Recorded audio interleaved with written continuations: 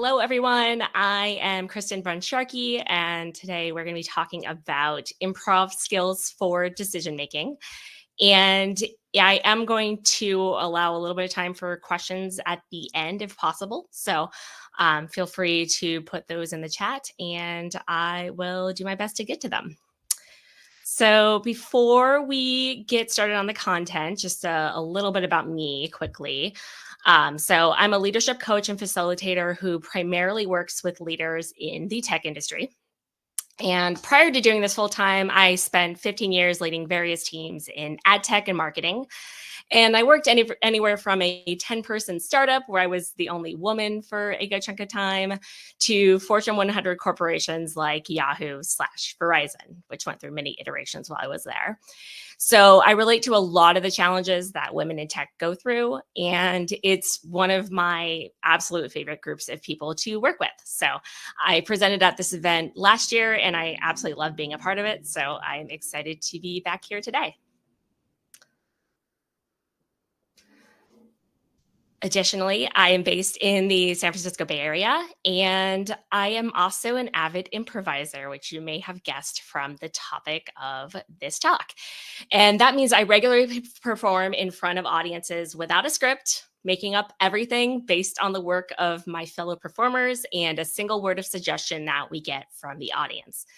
I recognize for the majority of people, this sounds like their worst nightmare, but it is incredibly powerful and it has so many benefits for leadership and work and life in general. So it's one of my favorite things to talk about.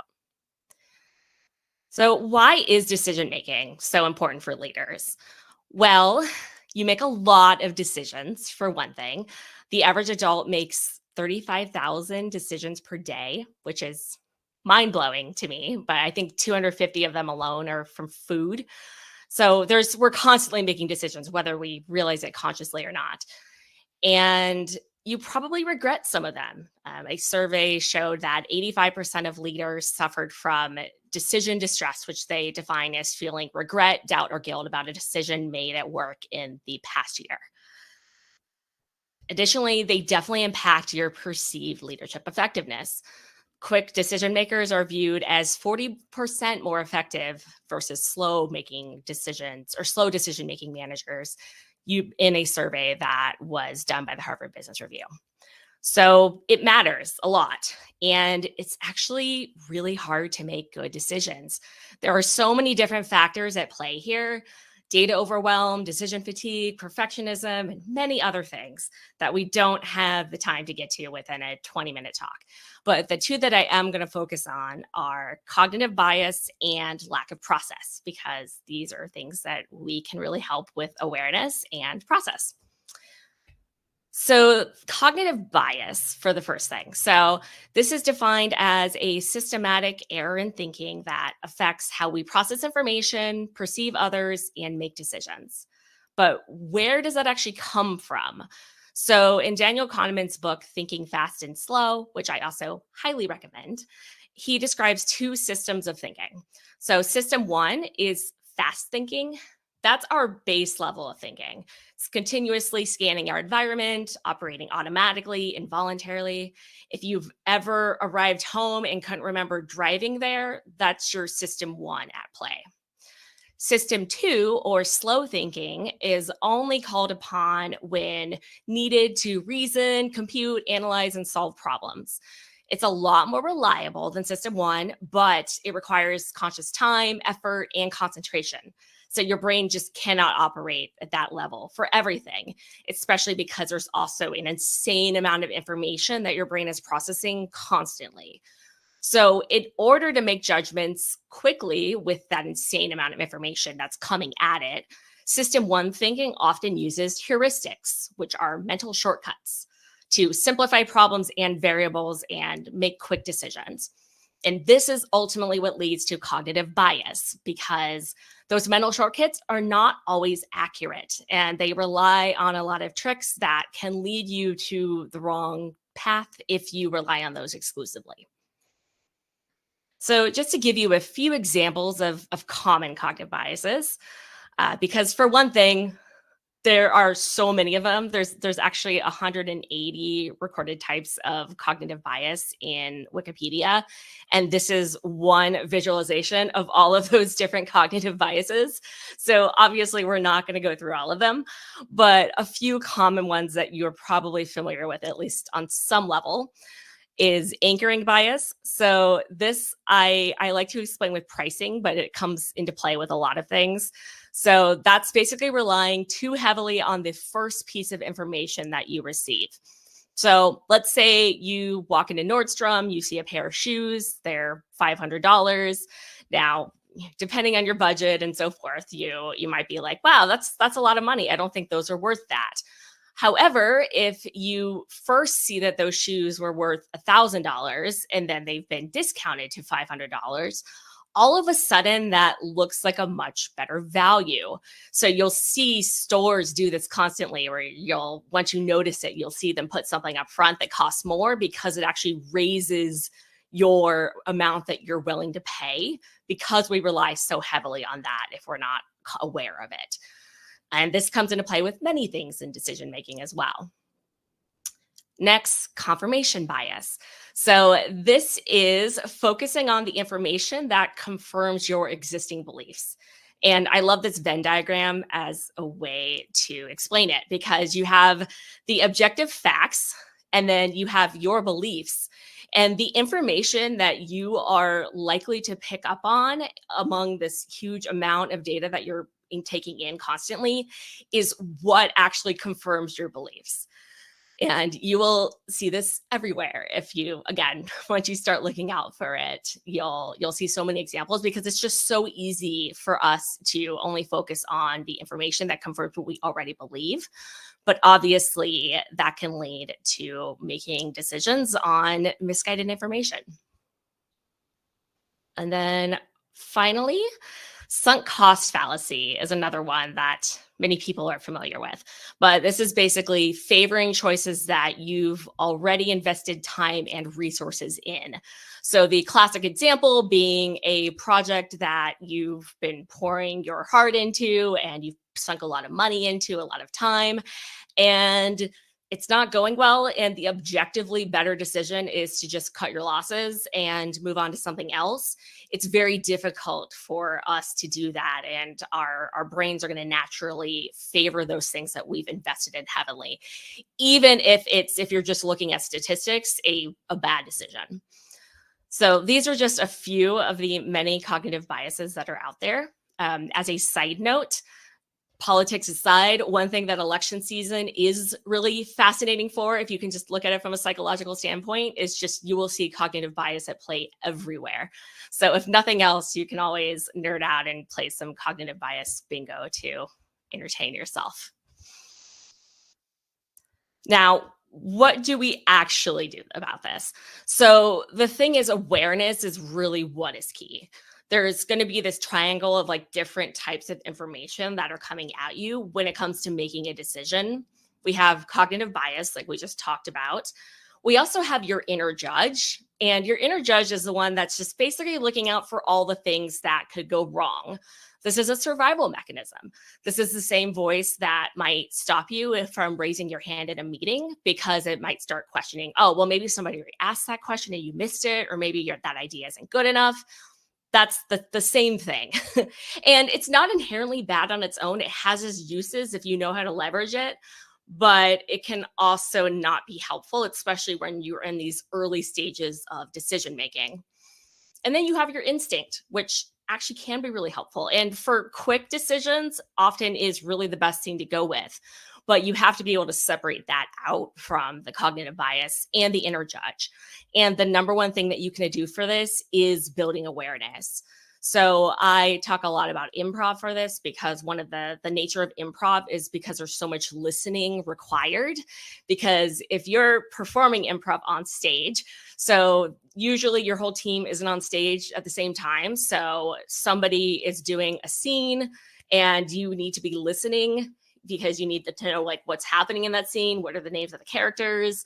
What can you reference? What can you pick up on? So if you're in your head that whole time and you're just thinking about what you're going to do next, you're going to miss really critical information. So improv and mindfulness, which has a lot of overlap when it comes to exercises with improv, that's really the number one thing that you can do to build that awareness, because the first step is being able to recognize, oh, that's cognitive bias at play, or, oh, I think that's just my inner judge. Like, what do I actually really feel about this?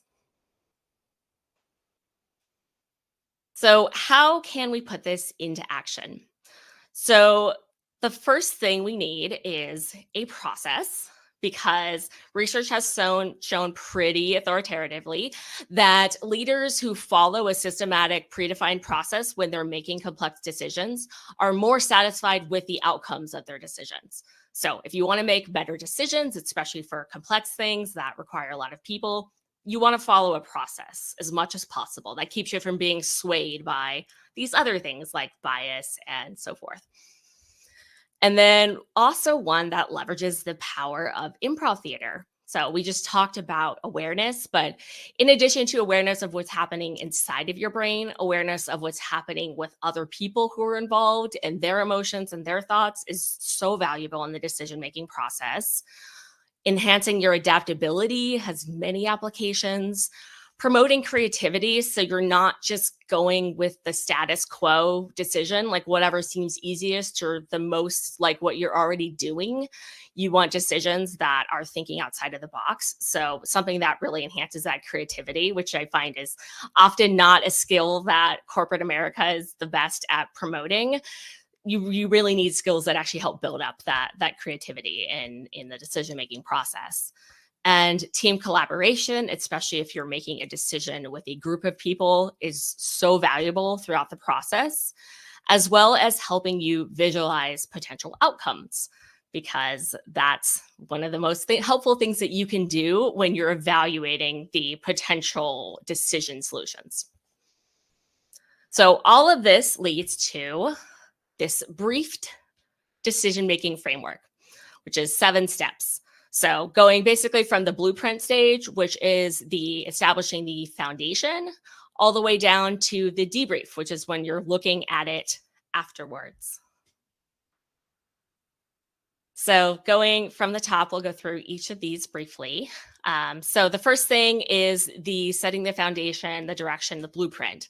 So you want to start and actually scope the problem using mindfulness tools as much as possible. So you want to basically think, okay, like what decision am I actually making here? Like what challenge am I solving? Because a lot of times it's not the first thing that you think you're doing. There's often a bigger challenge at play that is really what you're getting down here to. So, and if you're making a pretty low stakes decision on your own, you can probably stop there, because just that process of taking time to really think about the decision you're making often will lead you to the right option. But for more complex decisions, your next stage is going to be actually defining the objectives and the goals for the decision-making process. Next, the research gathering phase is incredibly important.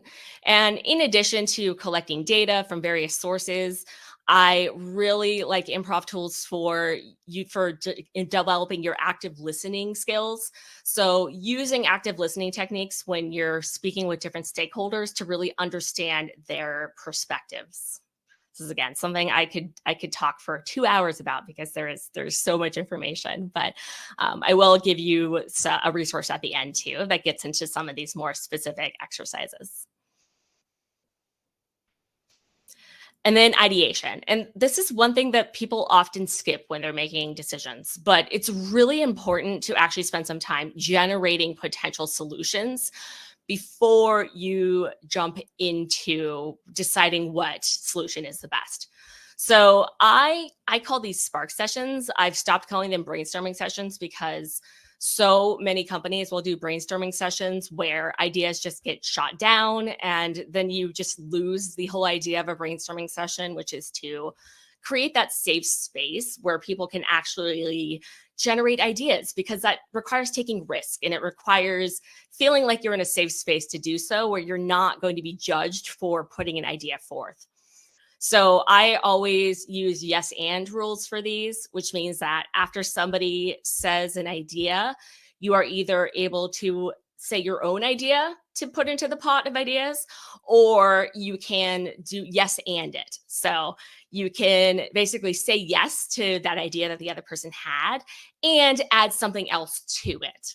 And that's where you really get to these ideas that are able to be fleshed out before you start attacking them with criticism and analysis. Like, those are useful things to do, but not the first thing in the decision making process.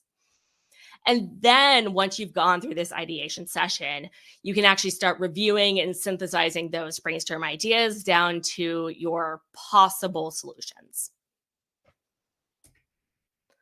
Then we get to evaluation. So this is a point where you actually want to use your convergent thinking, which is when you're actually looking at things critically and analytically. So you want to have clear objective criteria. And there's also a lot of great exercises you can do for this. You can have people be assigned to take different perspectives. So if you're evaluating a particular solution, you can have different people on the team. Like, one person will argue for it, one person will argue against it. So you're really considering the different potential outcomes. You can do role playing for different scenarios to come up with ideas for how things could pan out. These are really, really helpful to go through and think through with each solution. What is actually going to be the possible outcome and what makes the best solution? So after you've done that, we get to finalization. So that's the refining and finalizing the chosen solution, and then actually creating the action plan that you're going to roll out. That includes timelines, a communication plan, resources, and so forth. And then we get to the actual execution. So implementing that action plan that you came up with, and regularly monitoring progress against those established milestones and objectives that you set at the beginning of the decision-making process. And then finally, we have the debrief. So I always recommend, if you've gone through this process already, like, have a formal debrief or postmortem afterwards, where you actually look at both the effectiveness of the decision that you made and the decision-making process. And then you can identify, like, what lessons did we learn, and apply those insights to improve your future decision-making processes as well. So in that, we end up with this process becoming circular. So you take everything you learned from the last decision process and apply it to the next decision that you have to make. So just a few takeaways, and then we'll have a couple minutes for any questions. So for one thing, decision-making as a leader is critical and hard, and cognitive biases will always be there, but awareness is how you can negate their impact on your decision-making. Building improv skills will help you and your team make better decisions. And this is a decision-making model that you can use to help make the best possible decisions, especially when these stakes are high. And then finally, I also, because we didn't have much time to get into actual improv exercises here, and I love them and they're so useful, I actually have a guide here where you can download 12 exercises that you can do on your own, and a lot of them can be adapted for your team as well. And these are really helpful. A lot of this is building up those neural pathways. So for things like building awareness, for example, and creativity, the more you do these kind of exercises, the more helpful it's going to be, and the easier it's going to be thinking of it in this way going forward. So you can download it with that QR code.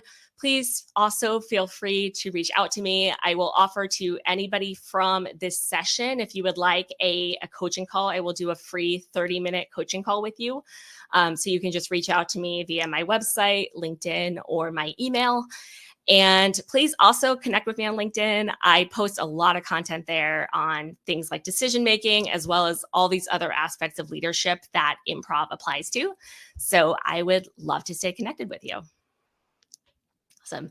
I know we are at session, but thank you so much. I did see a couple of questions in here.